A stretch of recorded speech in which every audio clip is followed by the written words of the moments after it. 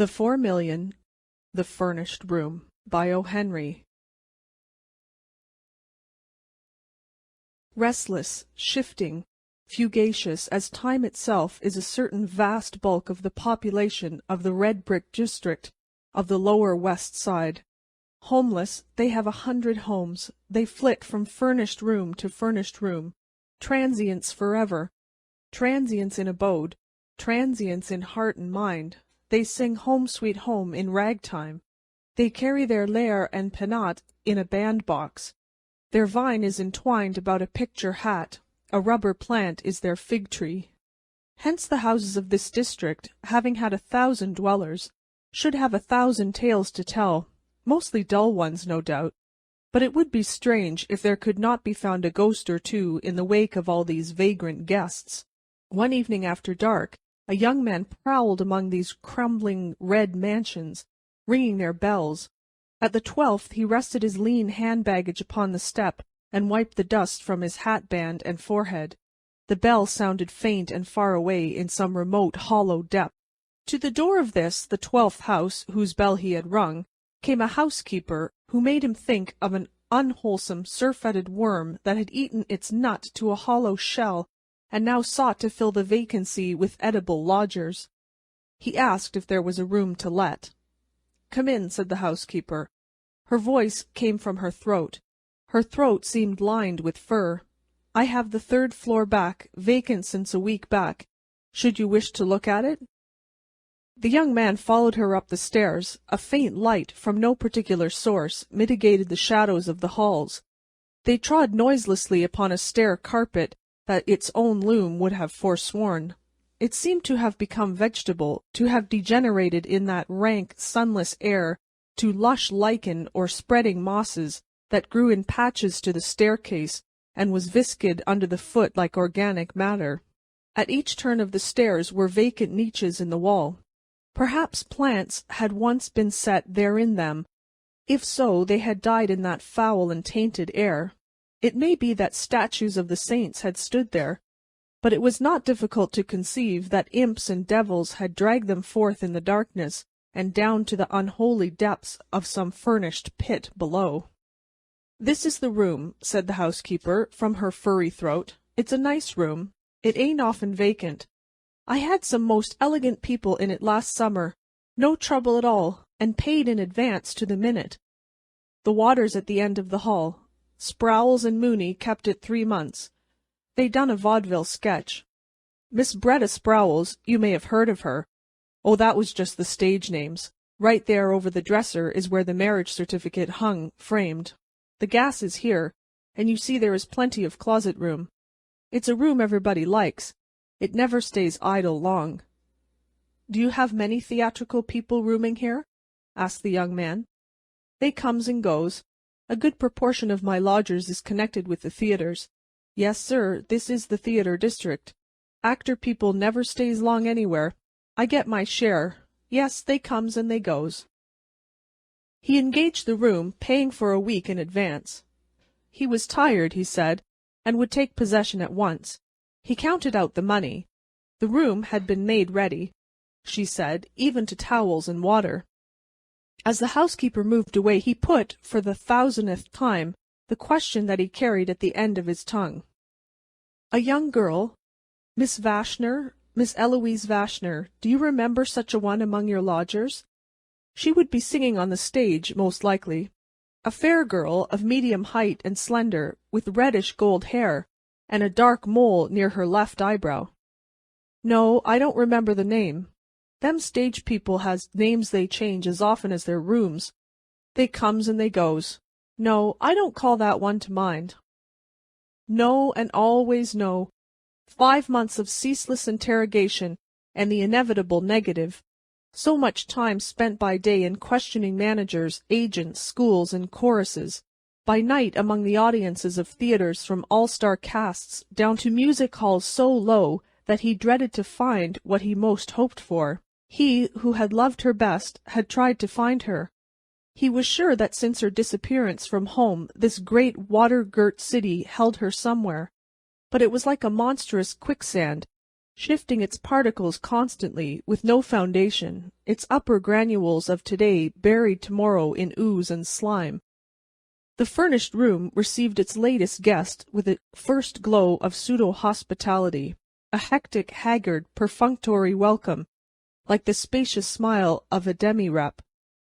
The sophistical comfort came in reflected gleams from the decayed furniture, the ragged brocade upholstery of a couch and 2 chairs, a foot-wide cheap pier glass between the 2 windows, from 1 to 2 gilt picture frames, and a brass bedstead in a corner. The guest reclined, inert, upon a chair, while the room, confused in speech as though it were an apartment in Babel, tried to discourse of him of its divers tenantry. A polychromatic rug, like some brilliant flowered rectangle tropical islet, lay surrounded by a billowy sea of soiled matting. Upon the gay papered wall there were pictures that pursue the homeless from one house to house. The Huguenot lovers, the first quarrel, the wedding breakfast, Psyche at the fountain. The mantel's chastely severe outline was ingloriously veiled behind some pert drapery drawn rakishly askew like the sashes of the Amazonian ballet. Upon it was some desolate flotsam, cast aside by the rooms marooned when a lucky sail had borne them to a fresh port, a trifling vase or 2, pictures of actresses, a medicine bottle, some stray cards out of a deck. One by one, as the characters of a cryptograph become explicit, the little signs left by the furnished room's procession of guests developed a significance. The threadbare space in the rug in front of the dresser told that lovely woman had marched in the throng. Tiny fingerprints on the wall spoke of little prisoners trying to feel their way to sun and air. A splattered stain, raying like the shadow of a bursting bomb, witnessed where a hurled glass or bottle had splintered with its contents against the wall. Across the pier glass had been scrawled with a diamond and staggering letters the name Marie. It seemed that the succession of dwellers in the furnished room had turned in fury, perhaps tempted beyond forbearance by its garish coldness, and wreaked upon it their passions. The furniture was chipped and bruised. The couch, distorted by bursting springs, seemed a horrible monster that had been slain during the stress of some grotesque convulsion. Some more potent upheaval had cloven a great slice from the marble mantel. Each plank in the floor owned its particular cant and shriek as from a separate and individual agony. It seemed incredible that all this malice and injury had been wrought upon the room by those who had called it for a time their home. And yet it may have been the cheated home instinct surviving blindly, the resentful rage at false household gods that had kindled their wrath. A hut that is our own we can sweep and adorn and cherish. The young tenant in the chair allowed these thoughts to file, soft-shod through his mind, while there drifted into the room furnished sounds and furnished scents. He heard in one room a tittering and incontinent slack laughter, in others the monologue of a scold, the rattling of dice, a lullaby, and one crying dully, above him a banjo tinkled with spirit. Doors banged somewhere, the elevated trains roared intermittently, a cat yowled miserably upon a black fence, and he breathed the breath of the house, a dank savour rather than a smell, a cold, musty effluvium as from underground vaults, mingled with the reeking exhalations of linoleum and mildewed and rotten woodwork. Then suddenly, as he rested there, the room was filled with the strong, sweet odour of mignonette. It came as upon a single buffet of wind with such sureness and fragrance and emphasis that it almost seemed a living visitant, and the man cried aloud, "What, dear?" as if he had been called, and sprang up and faced about. The rich odour clung to him and wrapped him around. He reached out his arms for it, all his senses for the first time confused and commingled. How could one be peremptorily called by an odour? Surely it must have been a sound. But was it not the sound that had touched, that had caressed him? "She has been in this room," he cried, and he sprang to wrest from it a token, for he knew he would recognize the smallest thing that had belonged to her or that she had touched. This enveloping scent of mignonette, the owner that she had loved and made her own, Whence came it? The room had been but carelessly set in order. Scattered about the flimsy dresser's scarf were half a dozen hairpins. Those discreet, indistinguishable friends of womankind, feminine of gender, infinite of mood, and uncommunicative of tense. These he ignored, conscious of their triumphant lack of identity. Ransacking the drawers of the dresser, he came upon a discarded, tiny, ragged handkerchief. He pressed it to his face. It was racy and insolent with heliotrope. He hurled it to the floor. In another drawer he found odd buttons, a theatre program, a pawnbroker's card, 2 lost marshmallows, a book on the divination of dreams. In the last was a woman's black satin hair bow, which halted him, poised between ice and fire. But the black satin hair bow also is femininity's demure, impersonal, common ornament, and tells no tales. Then he traversed the room like a hound on the scent, skimming the walls, considering the corners of the bulging matting on his hands and knees, rummaging mantel and tables, the curtains and hangings, the drunken cabinet in the corner, for a visible sign, unable to perceive that she was there beside, around, against, within, above him, clinging to him, wooing him, calling him so poignantly through the finer senses that even his grosser ones became cognizant of the call.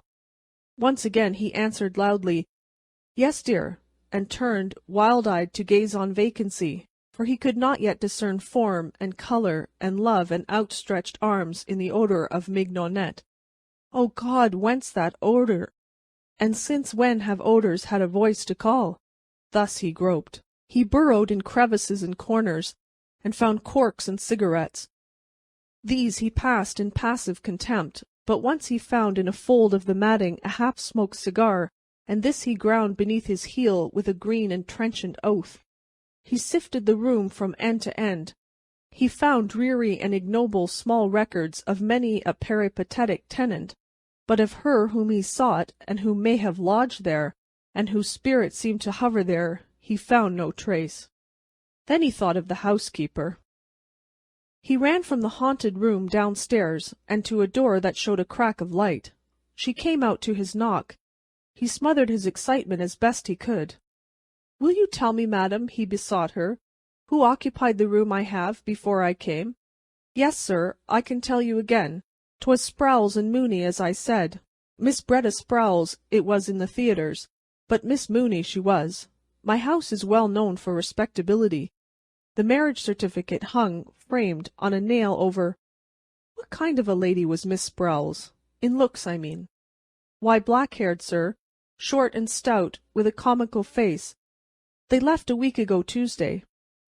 "And before they occupied it?" "Why, there was a single gentleman connected with the draying business. He left owing me a week. Before him was Mrs. Crowder and her 2 children, that stayed 4 months. And back of them was old Mr. Doyle, whose sons paid for him. He kept the room 6 months. That goes back a year, sir, and further I do not remember." He thanked her and crept back to his room. The room was dead. The essence that had vivified it was gone. The perfume of mignonette had departed. In its place was the old, stale odor of mouldy house furniture, an atmosphere and storage. The ebbing of his hope drained his faith. He sat staring at the yellow, singing gaslight. Soon he walked to the bed and began to tear the sheets into strips. With the blade of his knife he drove them tightly into every crevice around windows and door. When all was snug and taut, he turned out the light, turned the gas full on again, and laid himself gratefully upon the bed. It was Mrs. McCool's night to go with the can for beer, so she fetched it and sat with Mrs. Purdy in one of those subterranean retreats where housekeepers foregather and the worm dieth seldom. "I rented out my 3rd floor back this evening," said Mrs. Purdy across a fine circle of foam. "A young man took it. He went up to bed 2 hours ago." "Now did ye, Mrs. Purdy, ma'am?" said Mrs. McCool with intense admiration. "You do be a wonder for rentin' rooms o' that kind. And did ye tell him then?" she concluded in a husky whisper laden with mystery. "Rooms," said Mrs. Purdy in her furriest tones, "are furnished for to rent. I did not tell him, Mrs. McCool." "'Tis right ye are, ma'am. 'Tis by renting rooms we kape alive. Ye have the rale sense o' business. There may be many people will reject the rentin' of a room, if they be told a suicide has been after dyin' in the bed of it." "As you say, we has our living to be making," remarked Mrs. Purdy. "Yis, ma'am, 'tis true. 'Tis just 1 week ago this day that I helped ye lay out the 3rd floor back. A pretty slip of a colleen she was to be killin' herself with the gas. A swate little face she had, Mrs. Purdy, ma'am." "She'd a been called handsome, as you say," said Mrs. Purdy, assenting but critical, "but for that mole she had a growin' by her left eyebrow. Do you fill up your glass again, Mrs. Cool?" End of The Furnished Room.